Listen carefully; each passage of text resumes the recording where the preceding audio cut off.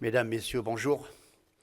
Donc, je vais essayer de répondre à vos questions et vos attentes qui sont remontées à la Fédération.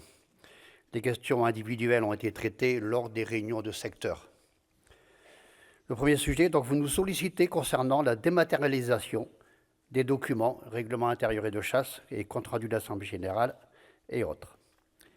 C'est effectivement une priorité à laquelle nous portons une attention particulière.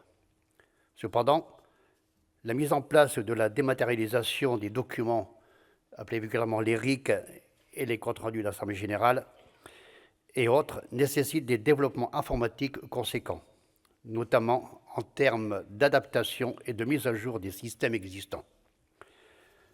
Comme l'a souligné notre président, la refonte informatique est un processus en cours à l'échelle nationale, ce qui signifie que nous travaillons actuellement sur l'optimisation et l'unification de nos outils pour garantir une meilleure efficacité. Il est important de noter que cet outil existe déjà au sein de plusieurs autres fédérations et nous sommes en discussion avec ces structures pour tirer parti de leur retour d'expérience. Nous espérons pouvoir disposer à terme de toutes les fonctionnalités nécessaires afin de répondre pleinement à vos besoins, tout en garantissant une utilisation fluide et intuitive. Il est donc primordial de mutualiser les moyens, les ressources et les processus autour de ce type d'outils. Une telle démarche permettra non seulement d'optimiser les coûts, mais aussi de garantir que l'outil réponde aux exigences de tous. Nous rappelons que l'Assemblée générale d'une ACCA, l'ordre du jour est déterminé par le conseil d'administration et doit être affiché en mairie au moins 10 jours avant la réunion. Plusieurs points sont obligatoires en vertu des règlements régissant les ACCA. C'est pourquoi la FDC vous transmet des documents types que nous vous encourageons vivement à utiliser. Ces documents rappellent des éléments essentiels tels que le rapport moral, le rapport financier, les prix des cartes, ainsi que la validation des équipes et les territoires. Si le conseil d'administration le souhaite, il peut ajouter des points à l'ordre du jour de l'Assemblée générale. Mon deuxième sujet, qui concerne des actes inadmissibles de la part d'une minorité de notre société, c'est les violences envers les présidents de la CCA. Voici le témoignage du président de la CCA de Boffre. La chasse est reconnue d'intérêt général et en tant que telle, les détenteurs du droit de chasse bénéficient d'une protection légitime. De plus, les violences à l'encontre des élus locaux sont désormais reconnues et condamnées. Cependant, les présidents d'ACCA qui exercent leur mission bénévolement se retrouvent également confrontés à des menaces, des intimidations et des violences verbales, aussi bien de la part des opposants à la chasse que certains agriculteurs. Ces pressions, bien qu'elles existent, sont trop souvent ignorées. Donc nous avons abordé le problème des incivilités, voire des violences subies par les chasseurs et souligné l'importance de déclarer ces faits via l'application GeoChasse. C'est sur la base de ces contacts que nous avons renforcé les clauses du contrat avec TerraSure dans le cadre de la responsabilité civile des groupements de chasse en tant qu'organisateurs de chasse. Nous vous encourageons vivement à souscrire à la protection juridique pour votre groupement de chasse. Cette garantie supplémentaire vous protège tant sur le plan amiable que judiciaire, notamment pour les litiges liés à la garantie agression. Par exemple, agression physique ou verbale, diffamation sur les réseaux sociaux, etc. N'hésitez pas à contacter directement votre fédération des chasseurs. Nous sommes là pour vous accompagner et vous conseiller dans vos démarches et les suites à donner aux faits, que vous soyez président d'ACCA ou responsable de battu. Comme dans de nombreux cas, la première démarche consiste à déposer plainte afin d'enregistrer officiellement les faits.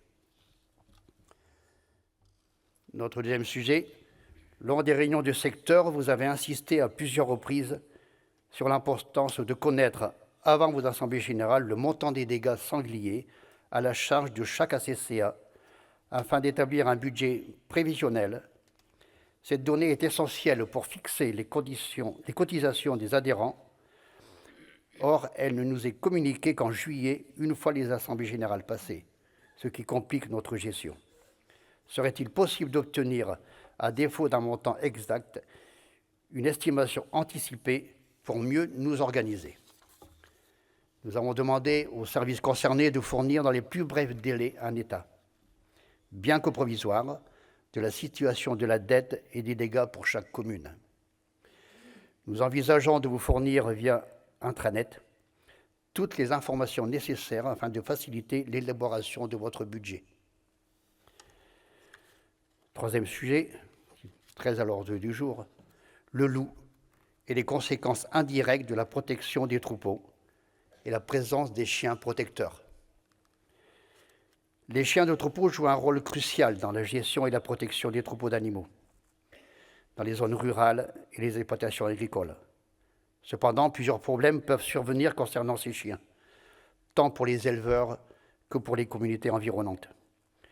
Nous sommes préoccupés par la cohabitation avec cet animal qui peut percevoir la présence des chasseurs ou de leurs chiens comme une menace et adopter un comportement défensif voire agressif envers nos compagnons à quatre pattes.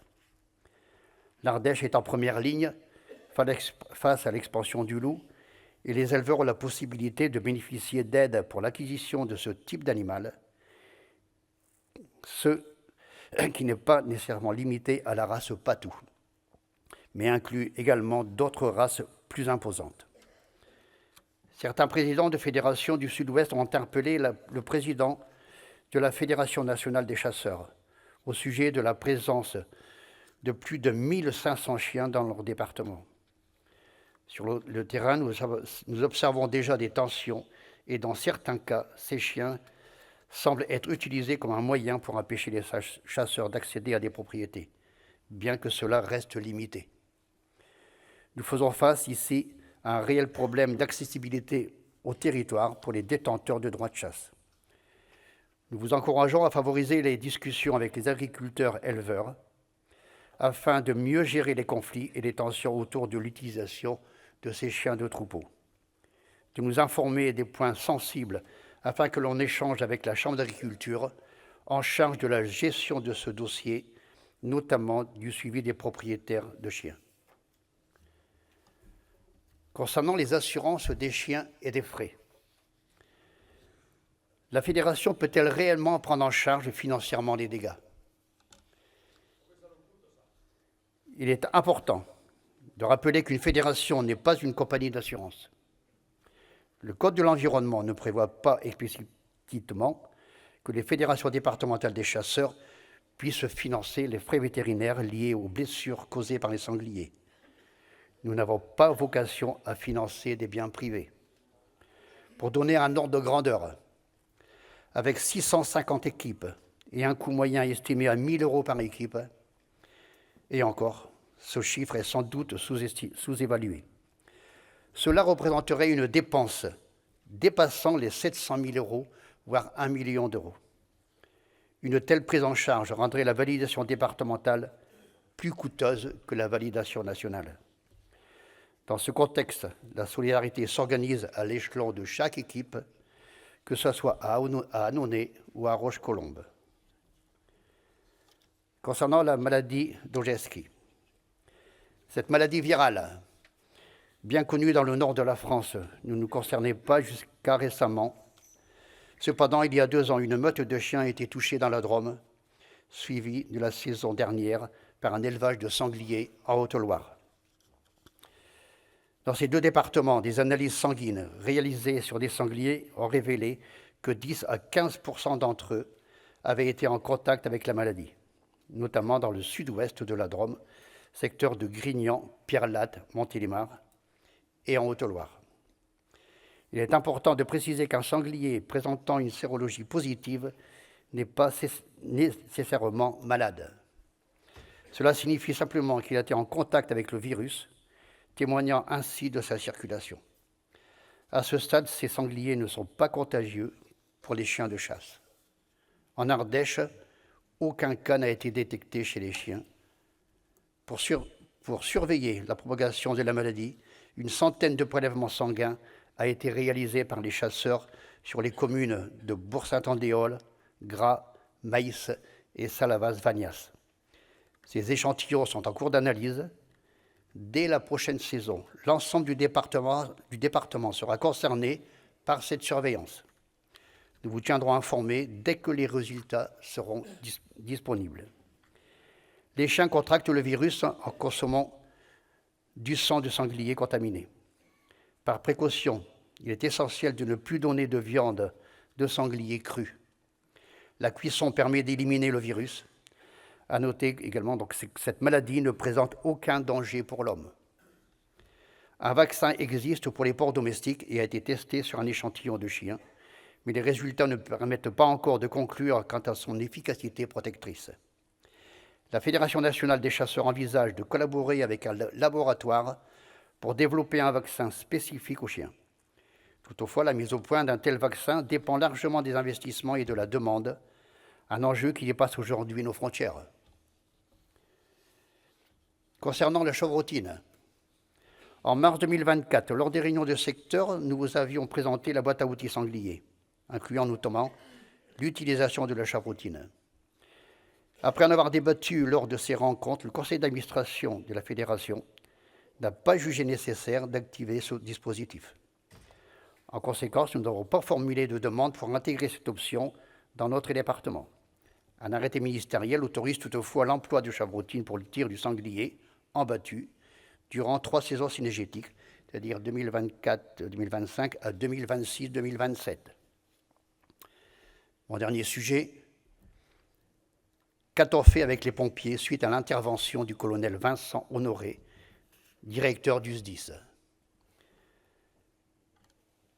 Récemment, des présidents d'SCCA dans l'instruction permanente feu de forêt permet d'identifier un contact sur le terrain en cas de sinistre. Leur rôle est essentiel pour rejoindre le poste de commandement, informer les pompiers et indiquer les chemins d'accès ainsi que les points sensibles. Le 1er juin 2024, un exercice interdépartemental de lutte contre les feux de forêt a eu lieu sur la commune de Chassier. Dans ce cadre, le plan communal de sauvegarde a été activé et le président de la CCA locale a été contacté. Son intervention, lui ou un chasseur de la commune, s'est révélée précieuse, puisqu'elle a joué un rôle clé en apportant au secours des informations cruciales sur les accès, qu'ils soient répertoriés ou non, ainsi que sur des éléments facilitant leur intervention sur le relief, la végétation, les points d'eau et autres. Heureusement, cet été a été marqué par une très faible occurrence de feux de forêt, ce qui ne nous a pas permis de tester cette organisation en conditions réelles. Des échanges réguliers avec les services du SDIS nous amènent désormais à envisager l'élaboration d'une convention départementale afin de formaliser et renforcer cette collaboration. Nous avons également donc bien noté les demandes mises à disposition de certains documents sur la sécurité à la chasse, de formations supplémentaires, notamment aux gestes de premier secours à destination des détenteurs de droits de chasse. Et pour finir, d'autres demandes sont des cas particuliers et j'ai informé les services concernés de votre fédération de prendre directement contact avec vous. N'hésitez pas à me contacter si cela n'est pas le cas. Merci de votre attention.